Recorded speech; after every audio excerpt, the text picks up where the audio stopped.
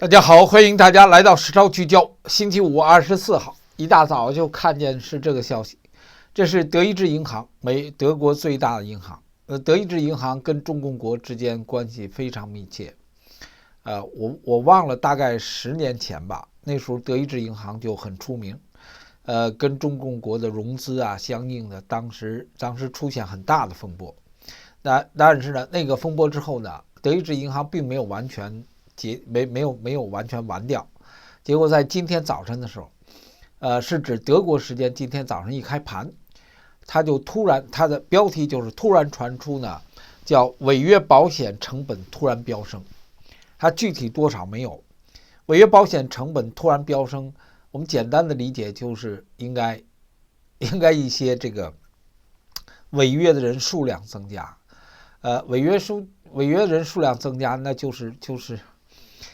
是贷款到日子不给钱了，没有利息，该付的每个月付的钱他付不起了，很多人违约了。简单的说就是这样的，它的本质的内容就是这个。无论它衍生出来的什么样的标志，那是另外一回事。但这个东西呢，就是故事就比较类似了。这个故事的标志跟瑞士信贷崩溃之前的一开始的说法是一模一样的。瑞士信贷当时出现跌盘的时候，今天星期五，它应该是上星期吧，它出现跌盘的时候就是等同的内容，说瑞士信贷的违约保险突然飙升，就是它的违约指数一下上去了，它就这么唰就上去了，然后没有任何解释。那当时的瑞士信贷因为它的这个当量大嘛，它被称为世界第7大银行，商业银行，世界最老的银行，而且当时它标榜的就是那是世界上信誉最高的，因为瑞士信贷是信誉最高的银行。那结果用了6天的时间，瑞士信贷就完了。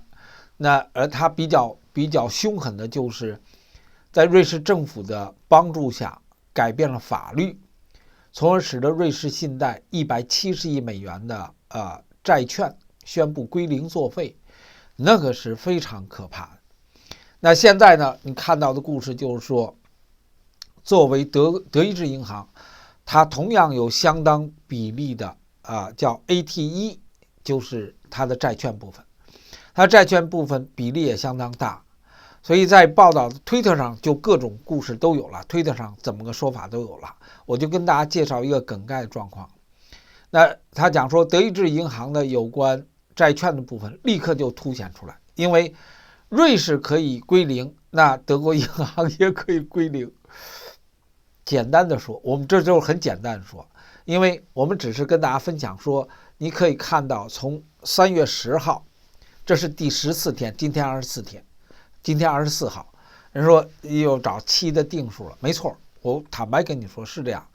大家会看到各种事情都跟7这个数字相关，我真的不开玩笑，它是这么一个延续的故事，延续的过程。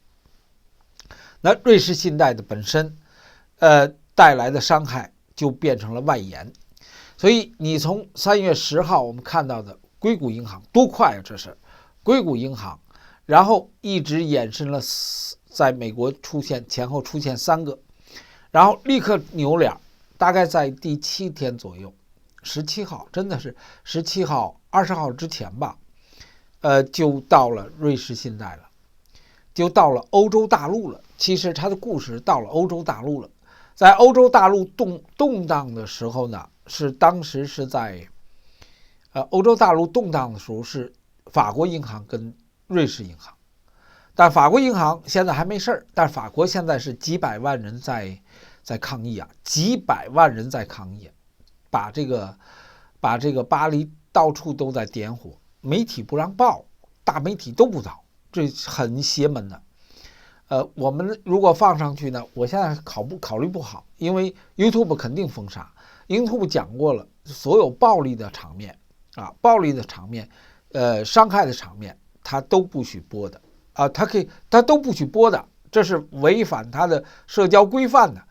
还是不知道了，在推特上是比较多的。我一会儿跟大家分享那个法国的，它被称为法国大革命 2.0。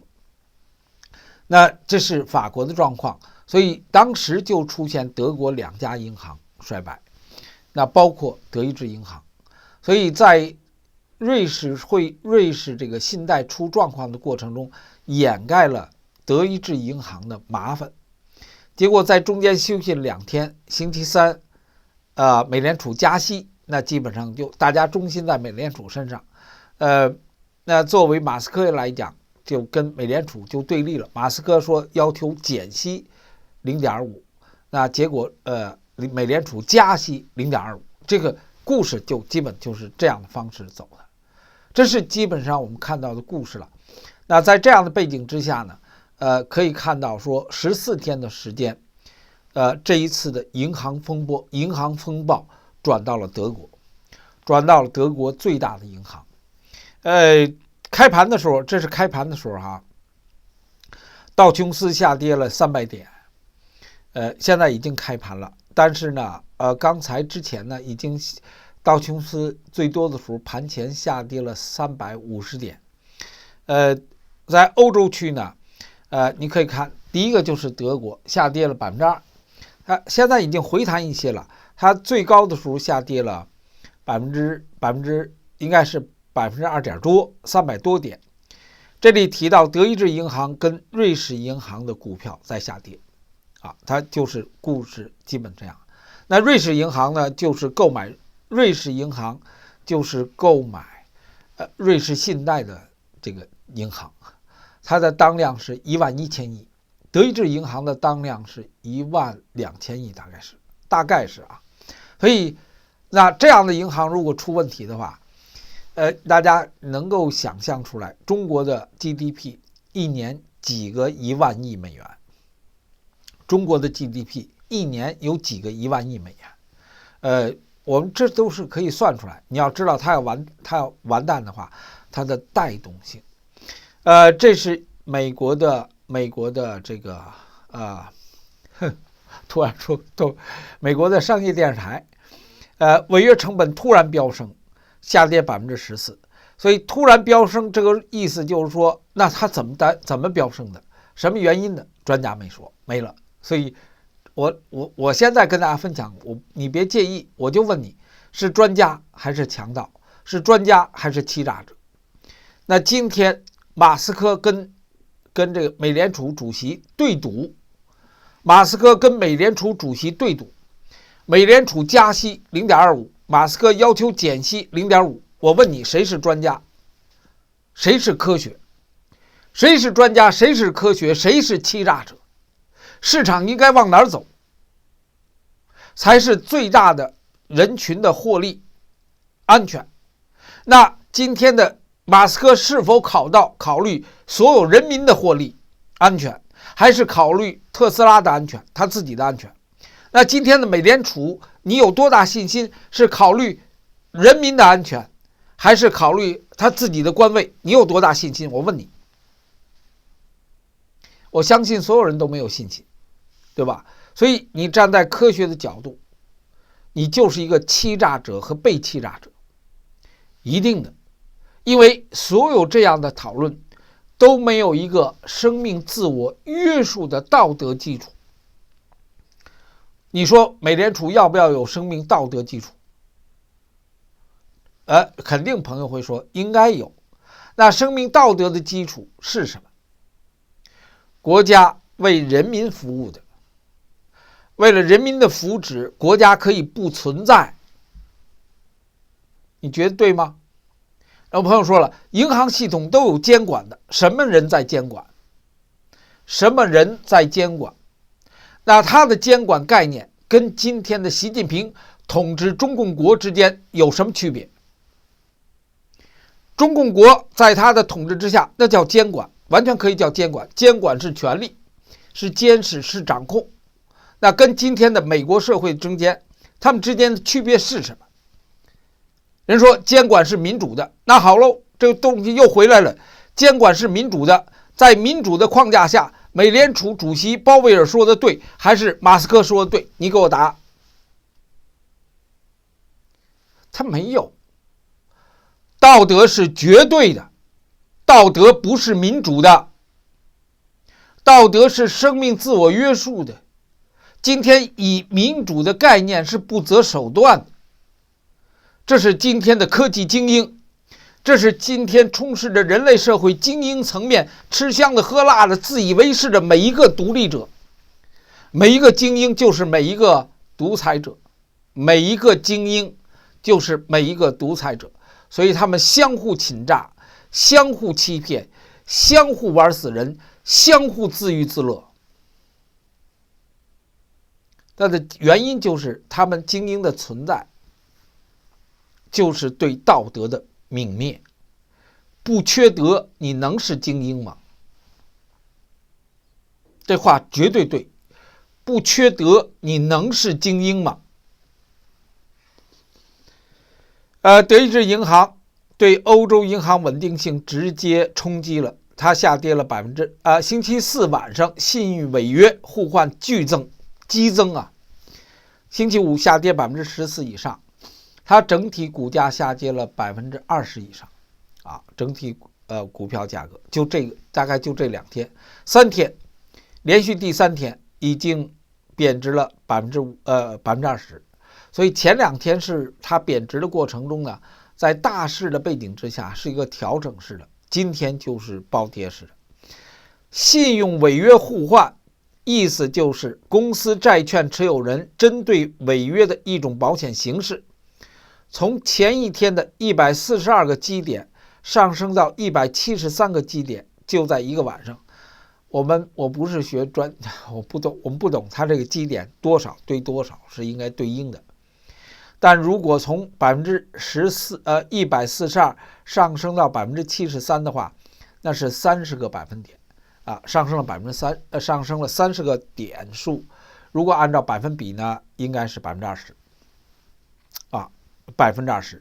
那20%的基点呢，那对于市场就大家也能理解了。它那个危险违约基点上升了20%的话，那它股票下跌了14%，也就是说，它不可靠了。就换句话说，不可靠了，对不对？而他所谈到的是公司债券，公司债券就说明有人在跑，我感觉是有人在跑，也就是说有人抛掉债券，就是没到期呢就抛了债券了，不相信了。我个人以为就是大家能理解吧？5年期的债券，如果他提前跑了的话，那肯定人家不给他钱，还得罚他钱吧？如果我没理解错的话，这是违约。所以人们为什么惧怕？持有德意志银行的债券持有人对德意志银行的信誉破灭了，因为跟瑞士信贷有关。所以下面谈到瑞士信贷，紧急救援是跟美国硅谷有关，然后加紧担忧，而瑞士跟全球的监管机构希望瑞士信贷出售给瑞士银行来平息。那目前看来，显然没有任何人相信这笔交易能够减缓银行的压力，完蛋了。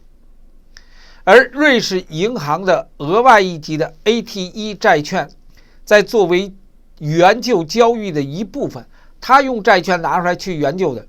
瑞士信贷的悬而出现有争议的减价后，本周成为头条的资产级别就是大量抛售。大家就搞明白了，瑞士信贷的最可怕的地方，170亿的这个债券给归零了。那结果德意志银行是救援它的一部分，也用了公司的银行的债券去救援它。我们那期节目讲了，瑞士信贷一旦把债券归零，就是资本主义完蛋。资本主义就是资本与信誉相挂钩，结果欺诈了信誉，毁掉了就是我不给钱了，没了，全没了，活该了。他一活该了，结果德意志银行又用自己活该的债券去填充瑞士信贷的本身，就想把它买过来平息嘛，也是靠借款。那人们对瑞士信贷都不信了，能信你瑞士银行、德意志银行你的债券就会保住吗？大家就违约的跑，我感觉是违约的跑了。就是债券没到期我就结账了，结账了那就违约了，违约了那就干吧，干一下就飙升了，所以人们在跑。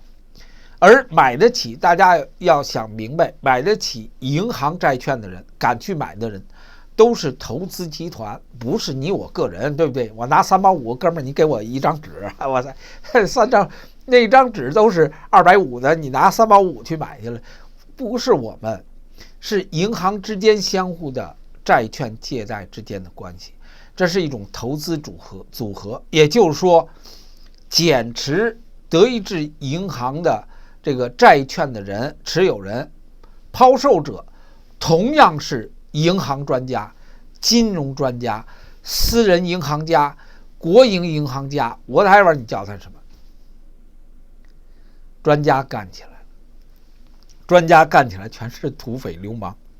星期五，德国央行跟这个德国银行一起主导欧洲主要银行业大幅下跌 9%， 现在9%。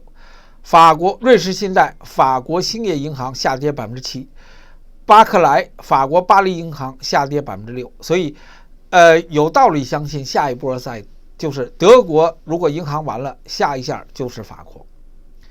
那德意志银行2019年曾经重组过，它的基数都是很好的。他说贷款人2022年贷款人的年净收入50亿美元，那比前一年增长159%，它的成本能力、提高能力都好。它下面就列出了一些相关的银行的偿付能力的指标。2022年底 13.4%， 流动性142%，那稳定性119%。这些数字并不表明银行的应付能力或流动性状况有任何担忧。什么意思啊？这是，就是说它数字很好，但出事儿了。如果数字很好出事儿了，就是挤兑了。投资人抛弃德意志银行的债券，在挤兑，在跑路。你让我解释是这么解释了。下面就谈到了监管机构信心如何，利率上升如何。